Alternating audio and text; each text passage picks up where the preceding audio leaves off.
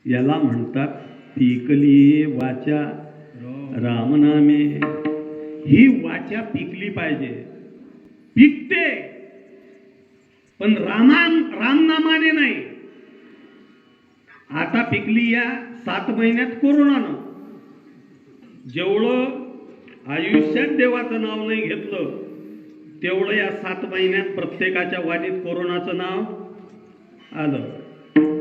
बरं, माणसाईवर आला तर आला कोरोना. माणसाईवर आला. 1,27,000 लोक आजपर्यंत मेले. काही जास्त नाहीत मेले. किती? 1,27,000 मेले. पाटील लिहून ठेवा साबळे महाराजचे शब्द. याच्यातले अर्धे लोक कमी होतील. किती? 130 करोड लोक जनता आहे भारत देशाची. याच्यातले अर्धे तर जातील. कच्च्या शिंदोया सर्वात जातील. पिकेल शिंदोईला कोणी धक्का लावू शकणार नाही. कारण पिकली हे वाचा रामनामे. अरे आम्ही नाही सांगत, संत सांगतात. अरे अनेक तरले, अनेक तरतील, तरले तरतील हा भरवसा नामधारकाचा ठसा. झालो सन्मुख तो कैसा संत चरण पावलो. नामाच्या चिंतने नामाच्या चिंतने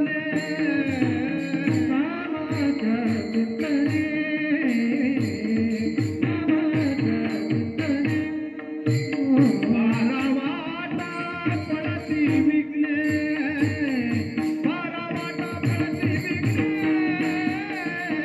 भगत होऊने दिसिना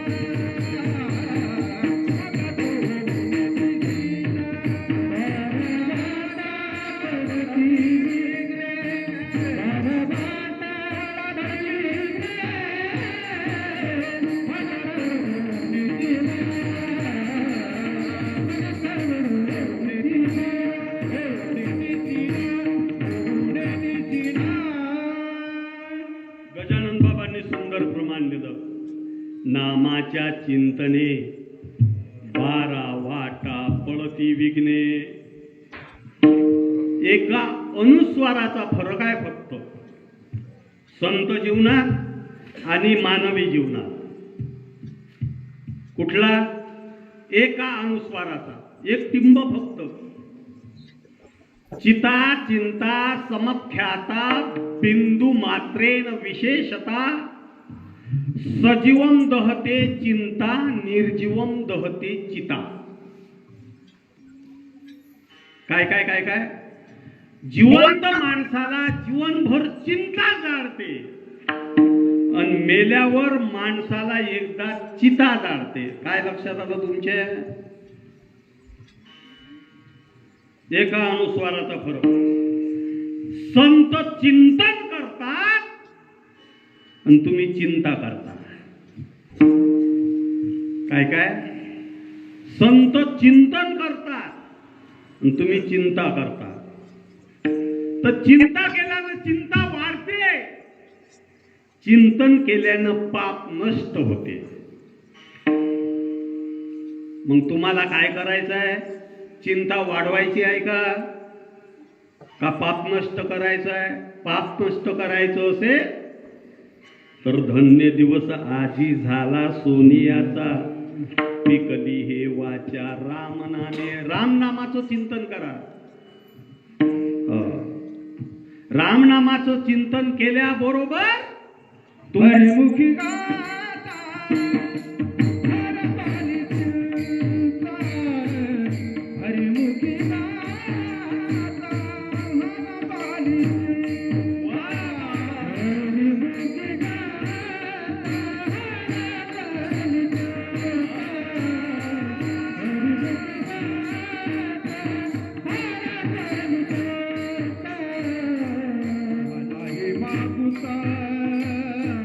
जन्म घेणे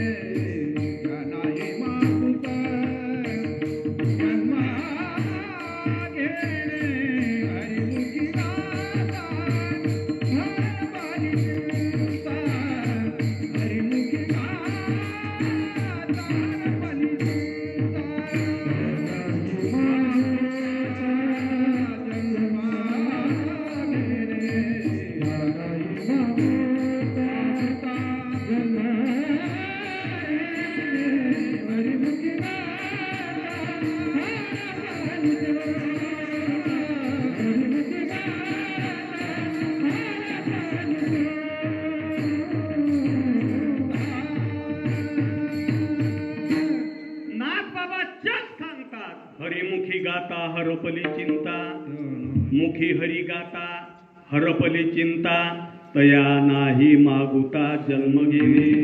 अरे नुसता तुम्ही रामनामाचा जप जरी केला ना तर पुन्हा जन्मला विद्यते, त्याला पुन्हा जन्म नाही, पुन्हा नाही येणे जाणे. पण तुम्ही नाम जप घेतलं तर, पण लोक चिंता करतात, चिंतन करत नाही. कबीर महाराज गोड बोलतात, महाराज गळे हो चिंता से घटे चतुराई, दुःख से घटे शरीर, पाप से घटे लक्ष्मी, कह गए दास कबीर. वलकोडी महाहत्यारी, वलकोडी महाहत्यारी,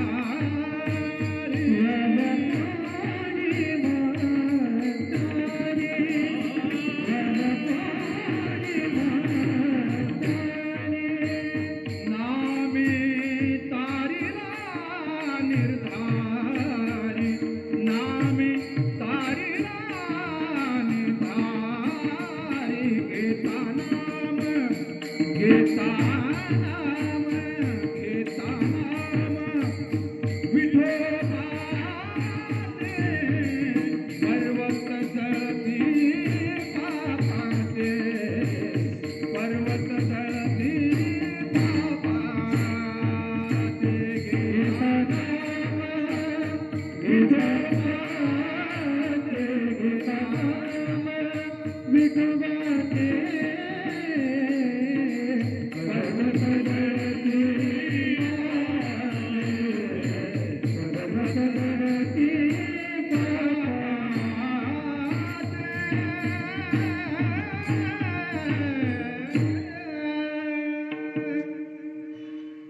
असे गाणारे असले तर कीर्तनकाराले कीर्तन काहीच जड नाही. हो. आजचा कीर्तनाचा अभंगही माया पाठ नाही, मी आणून याच्यापाशी देऊन दिला, झालं कीर्तन. बरं काही शिव्या द्याल्या काय लोक इथे, बरं काही वेगळं बोललो काय. हा अरे घेता नाम विठोबाचे, पर्वत जळती पाप. अरे पर्वतच्या पर्वत जरी पापाचे असले ना तुमच्या जीवनात, तर ते देवाचं नाव घेता बरोबर क्षणार्धात भस्म होतात. वाल्या कोडी महा पातकी, नामे तारिला निर्धारी, नामे तारीला निर्धारी. निर्धारानं सांगतो की पापातून मुक्त व्हायचं असेल तर तुमचं जीवन धन्य झालं पाहिजे, पण ते धन्य याशिवाय होणार नाही.